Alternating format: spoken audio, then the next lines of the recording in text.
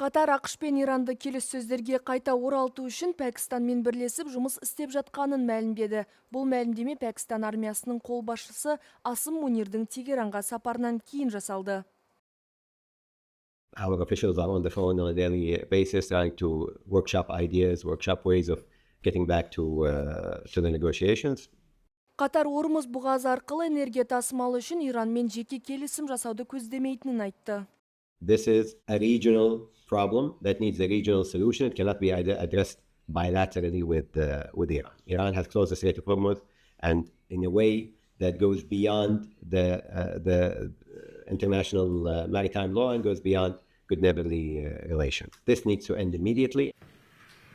Дипломатиялық келіссөздер Вашингтон Иранға қарсы санкцияларды күшейткен тұста жүргізіліп жатыр.